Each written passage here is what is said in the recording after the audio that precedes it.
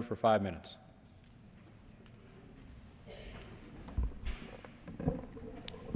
Thank you, Mr. Speaker.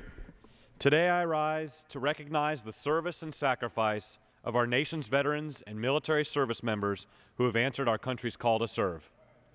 Last month, we commemorated the 10th anniversary of the attacks of September 11, 2001, in remembrance of the victims and their families, while at the same time recognizing the need for continued vigilance as the United States seeks to rid the world of terrorism. This month, we commemorate the 10th anniversary of the Afghanistan War. 10 years later, our nation is safer as a direct result of the voluntary service of men and women who are willing to place themselves in harm's way, often under circumstances many Americans cannot fathom. This willingness to serve and dedication to duty remains consistent, as with previous generations of veterans who chose to serve their country during our greatest time of need. Unfortunately, we have lost some of our greatest treasure in our fight against terrorism. Since October 2001, 4,914 service members have been killed and another 46,376 injured as a result of military action in Iraq and Afghanistan. Recently, we again faced a tragic loss of life.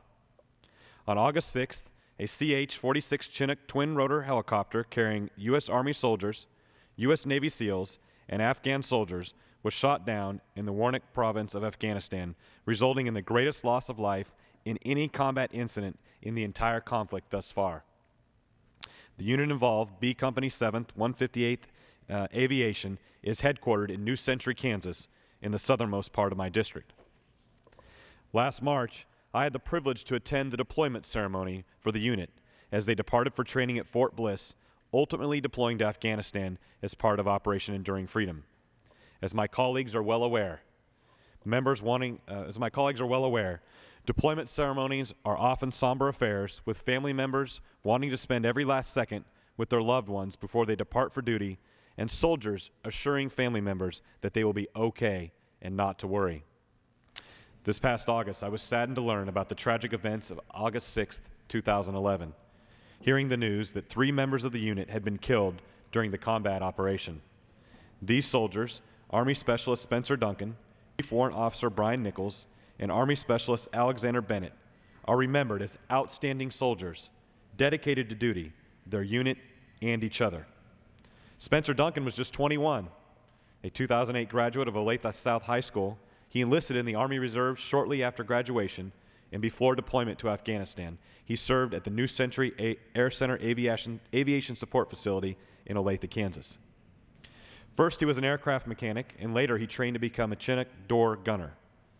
I had the honor of attending a memorial service for Specialist Duncan and witnessed the outpouring of friends and loving family. Brian Nichols was 31 and a pilot from Kansas City, Missouri, who, in hearing of the need to train people for mobilization, volunteered and sacrificed for our country, leaving behind a wife and son. Alexander Bennett was 23 and was trained as a Chinook helicopter flight mechanic. Originally from Tacoma, Washington, he had already served 1 tour of duty in Iraq in 2009 before being deployed again, this time to Afghanistan. Mr. Speaker, our hearts go out to the families and friends of these 3 patriotic servicemen who gave the ultimate sacrifice that we all in this country might continue to live in a nation of freedom and liberty. For their service and sacrifice to our nation, a grieving country says thank you. Mr. Speaker, next month we will celebrate Veterans Day and once again remember the service and sacrifice of all of those who have faithfully and dutifully served in peacetime and war throughout. I yield back the balance of my time. The gentleman yields back. Pursuant to Clause